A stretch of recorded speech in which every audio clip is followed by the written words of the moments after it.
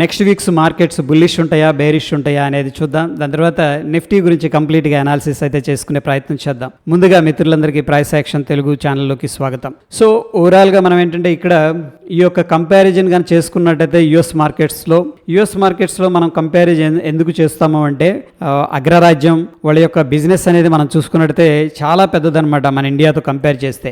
But last 3 months data అనేది మనం చూసుకున్నట్టయితే సెన్సెక్స్లో 8.3% రైజ్ అనేది కనిపించింది, నిఫ్టీలోనేమో 8.94% అనేది కనిపించింది. ఓవరాల్గా యుఎస్ మార్కెట్స్తో చూసుకున్నట్టయితే మన ఇండియన్ మార్కెట్స్ అనేది బెస్ట్ పర్ఫామ్ చేస్తున్నాయి అనటంలో ఎటువంటి సందేహం అయితే లేదు. అదేవిధంగా ఎకనామీ యాక్టివిటీని రిప్రజెంట్ చేసే ఒక డైరెక్ట్ టూల్ ఏదైనా ఉందంటే జిఎస్టీ కలెక్షన్స్ అని చెప్పొచ్చు. ముఖ్యంగా మనకి లాస్ట్ క్వార్టర్ చూసుకున్నట్టయితే 1,87,000 కోట్లు అనేది కలెక్షన్ చేయడం జరిగింది. సో ప్రతి సంవత్సరం యొక్క యావరేజ్ని బీట్ చేసుకుంటూ జిఎస్టీ కలెక్షన్స్ అనేవి ఇంప్రూవ్ అవుతూ వస్తూ ఉన్నాయి.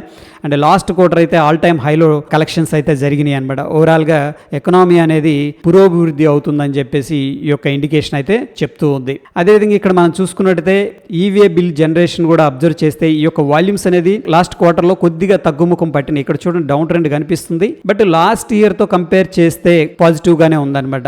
ఏప్రిల్ చూసుకున్నట్టయితే మనకి ఈవే బిల్ అంటే వెరీ సింపుల్.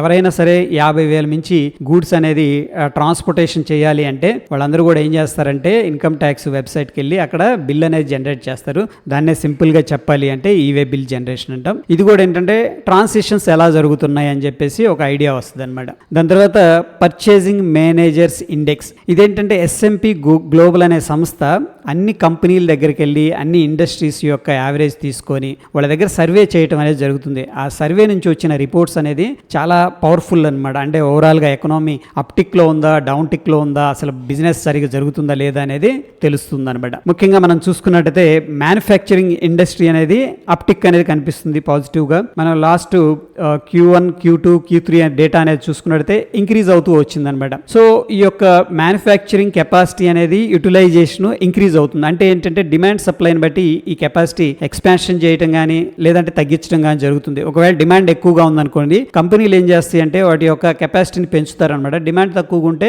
వాటి యొక్క కెపాసిటీని తగ్గించడం జరుగుతుంది. సో ఎనీహౌ ఏంటంటే మనకి ఇక్కడ ఓవరాల్గా పాజిటివ్ గానే కనిపిస్తూ ఉంది. అదేవిధంగా మనకి ఇక్కడ చూసుకున్నట్టయితే సర్వీసెస్ కి సంబంధించిన పర్చేసింగ్ మేనేజర్స్ ఇండెక్స్ అనేది మనం అబ్జర్వ్ చేస్తే ఇది 13 years రేంజ్ ని బీట్ చేయడం జరిగింది. ఓవరాల్ గా పాజిటివ్ గా అయితే మూవ్ అవుతుంది. అదేవిధంగా మనం చూసుకున్నట్టయితే రైల్ కి సంబంధించిన ట్రాన్స్పోర్టేషన్ సర్వీసెస్ అనేవి కూడా ఊపందుకున్నాయి అని చెప్పేసి చెప్పొచ్చు. ఇక్కడ Q4 డేటా అనేది మనకు క్లియర్గా ఏంటంటే ఎయిర్ ట్రాఫిక్ కూడా ఎయిర్ ప్యాసింజర్స్ నుంచి స్ట్రాంగ్ డిమాండ్ ఉందని చెప్పేసి మనకి క్లియర్గా తెలుస్తుంది. అదేవిధంగా కార్గో సర్వీసెస్ యొక్క డిమాండ్ కూడా ఇంక్రీజ్ అవుతూ వస్తుందని చెప్పేసి ఇక్కడ క్లియర్గా తెలుస్తూ ఉంది. కొత్తగా వచ్చిన ప్రాజెక్ట్స్ కొత్తగా దేంట్లో ఇన్వెస్ట్మెంట్స్ అనేది ప్రపోజల్స్ వచ్చాయని మనం చూసుకున్నట్టయితే ఓవరాల్గా ఏంటంటే Q4లో దగ్గర 10,90,000 కోట్లు ఇన్వెస్ట్మెంట్ అనేది చేయడానికి నిర్ణయించుకున్నారు. దీంట్లో హైలైట్ ఏంటంటే ఎలక్ట్రిసిటీ సెక్టార్లో ఏంటంటే 1,87,000 కోట్లు అనేది ఇన్వెస్ట్ చేస్తున్నారు. అయితే ఈ పర్టికులర్ సెక్టార్లో రెన్యూబుల్ ఎనర్జీ ఒక్కదానికే 1,50,000 కోట్లు అనేది ఇన్వెస్ట్మెంట్ అనేది చేయడానికి అంటే కొత్తగా ప్రాజెక్ట్స్ అనేది బిల్డ్ చేయాలని చెప్పేసి ప్లాన్ చేస్తున్నారు. సో డెఫినెట్గా ఈ యొక్క డేటాని అబ్జర్వ్ చేస్తే నెక్స్ట్ రెన్యూబుల్ ఎనర్జీ సెక్టార్ అనేది హాట్గా ఉందని చెప్పేసి మనకు అనిపిస్తుంది. దాని తర్వాత ఫైనాన్షియల్ సెక్టార్ని మినహాయించి మిగతా సర్వీసెస్లో కూడా దగ్గర 7,46,000 కోట్లు కొత్తగా ప్రాజెక్ట్స్ అనేది రావటం అనేది జరిగింది. ఓవరాల్గా ఏంటంటే 10,90,000 కోట్లు అనేది Q4లో కొత్త ప్రాజెక్ట్స్ అనేది రావడం జరిగింది. ఓవరాల్గా ఏంటంటే మనకి ఇక్కడ కొత్త ప్రాజెక్ట్స్ అనేది చాలా స్ట్రాంగ్గా ముందుకు సాగుతున్నాయి అని చెప్పేసి ఈ యొక్క పర్టికులర్ డేటా అనేది మనకి క్లారిటీ ఇస్తుంది. అదేవిధంగా లాస్ట్ 3 months డేటా అనేది మనం ఇక్కడ చూసుకున్నట్టయితే రియాలిటీలో 30% పాజిటివ్గా మూవ్ అయింది ఒక సెక్టర్ అనేది. దాని తర్వాత ఫారెస్ట్ మెటీరియల్స్ మనం చూసుకున్నట్టయితే 29%, ఫర్టిలైజర్స్ లో మంచి స్ట్రాంగ్ మొమెంటం అయితే వచ్చింది. అదేవిధంగా జనరల్ ఇండస్ట్రీస్, దాని తర్వాత hardware technologies and equipment last 3 months లో టాప్ లో మనకి reality, forest materials, fertilizers, general industries అనేది కనిపిస్తూ ఉన్నాయి. అదేవిధంగా మిగతా సెక్టార్లు మనం చూసుకున్నట్టయితే వీక్ సెక్టార్ లో utilities, coal, software, metals, media, chemicals and petrols, oil, FMCG అనేది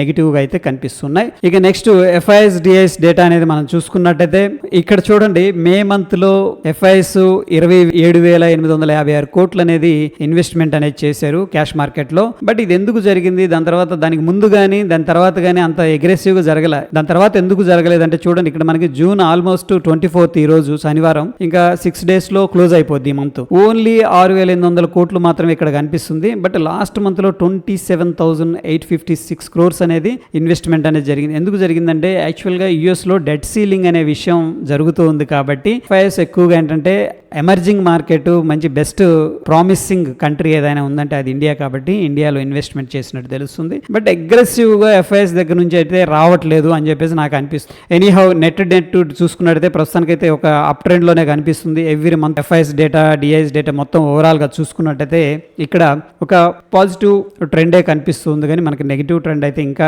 కనిపించట్లేదు. అది ఎఫ్ఐఎస్ డిఐఎస్ డేటా. అదేవిధంగా నిఫ్టీ 50 డేటా అనేది మనం చూసుకున్నట్టయితే ఈ యొక్క పర్టికులర్ లెవెల్ దగ్గర ఏంటంటే అబ్జర్వ్ చేయాలి, ఎందుకంటే మనకి ఈ యొక్క ట్రెండ్ లైన్ అనేది కనిపిస్తుంది. సో ప్రస్తుతానికి ఏంటంటే బిగ్గర్ పిక్చర్లో 19,030 అనేది వెరీ ఇంపార్టెంట్ లెవెల్, ఎందుకంటే ట్రెండ్ లైన్ దగ్గర మనకి రెసిస్టెన్స్ లాగా ఉండే అవకాశం ఉంది.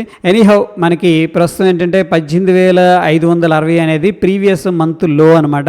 ఆ లో అనేది బ్రేక్ డౌన్ జరిగితే కొద్దిగా సెల్లింగ్ ప్రెషర్ అనేది రావచ్చు, సెంటిమెంట్ కూడా కొద్దిగా చేంజ్ అవ్వచ్చు. ప్రస్తుతానికి ఉన్న సెంటిమెంట్ ఏంటంటే పాజిటివ్ అనమాట. అదేవిధంగా ప్రీవియస్ స్ట్రక్చరల్ గా మనం చూసుకున్నట్టయితే 16,750 దగ్గర మంచి డబుల్ బాటమ్ సపోర్ట్ అయితే తీసుకున్నట్టు కనిపిస్తూ ఉంది. ఇక నెక్స్ట్ ఇండికేటర్స్ విషయానికి వస్తే ఇక్కడ ఆర్ఎస్ఐ అనేది అబోవ్ 50 లెవెల్ అనేది ట్రేడ్ అవుతుంది. అదేవిధంగా మ్యాక్డీ అయితే ప్రస్తుతానికి పాజిటివ్ క్రాస్ ఓవర్తో ముందుకు వెళుతూ ఉంది. ఓవరాల్గా మనకి ఇండికేటర్స్ పాజిటివ్గానే ఉన్నాయి. టెక్నికల్గా అంశాలు మాట్లాడుకోవాల్సి వస్తే నిఫ్టీ 50 వీక్లీ టైం ఫ్రేమ్ అనేది ఒకసారి అబ్జర్వ్ చేద్దాం.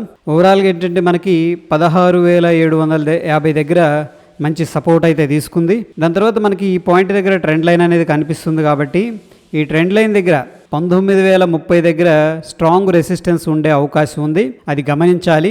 అదేవిధంగా మంత్లీ టైం ఫ్రేమ్లో మనకి ప్రీవియస్గా క్యాండిల్ యొక్క లో అనేది కూడా ఒక ఇంపార్టెంట్ సపోర్టు. ఆ లెవెల్ వచ్చేసరికి 18,560. ఆ లెవెల్ బ్రేక్ డౌన్ జరిగితే మార్కెట్లో కొంత సెల్లింగ్ ప్రెషరు, కొంత నెగటివ్ సెంటిమెంట్ అనేది చోటు చేసుకునే అవకాశం ఉంది. అదేవిధంగా టెక్నికల్ ఇండికేటరు ఆర్ఎస్ఐ అయితే ప్రస్తుతం పాజిటివ్గానే ట్రేడ్ అవుతుంది.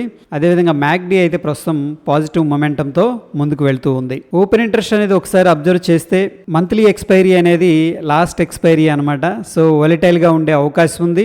ముందుగా 18,800 దగ్గర అయితే స్ట్రాంగ్ కాల్స్ అయితే చేశారు. సో ఆ లెవెల్ అనేది మనకి రెసిస్టెన్స్ లాగా ఉండే అవకాశం ఉంది. బట్ ఎనీహౌ ఇక్కడ అబ్జర్వ్ చేస్తే టోటల్గా ఎక్కువ మంది కాల్సే సెల్ చేశారు. అండ్ ఇంట్రాడేలో అంటే ఫ్రైడే మనం డేటా అనేది చూసుకున్నట్టు చాలా మంది కూడా కాల్సే సెల్ చేసినట్టు తెలుస్తుంది. అక్కడక్కడ పుట్స్ కూడా ఎగ్జిట్ అయినట్టు కూడా తెలుస్తుంది.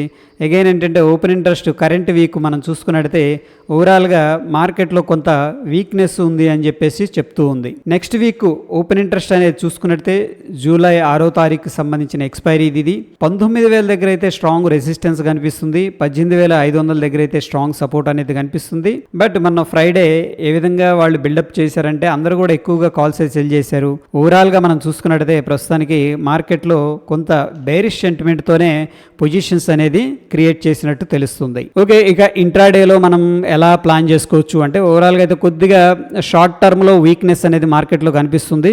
అండ్ మనం వాచ్ చేస్తున్న లెవెల్స్ వచ్చేసరికి 18,880 ఇక్కడ ఇంపార్టెంట్ రెసిస్టెన్స్ లెవెల్ అనేది కనిపిస్తుంది. మేబీ ఎనీ మూమెంట్ అనేది బ్రేక్అవుట్ అవ్వచ్చు. బట్ ప్రస్తుతానికి మనకి ఇంపార్టెంట్ లెవెల్ ఏంటంటే ఇక్కడ చూడండి 18,600, ఓకే 670 ఈ లెవెల్ అనేది వెరీ ఇంపార్టెంట్. ఎందుకంటే మనకి ఇక్కడ 3 times అనేది సపోర్ట్ తీసుకుంది. సో ఈ లెవెల్ బ్రేక్ డౌన్ జరిగితే ఓకే ట్రెండ్ లైన్ కూడా బ్రేక్అవుట్ అయింది ఆల్రెడీ. అండ్ అక్కడ నుంచి కూడా ఈ యొక్క ఫర్దర్ డౌన్ సైడ్ కూడా వచ్చే స్కోప్ ఉంది. అది వచ్చేసరికి 18,465.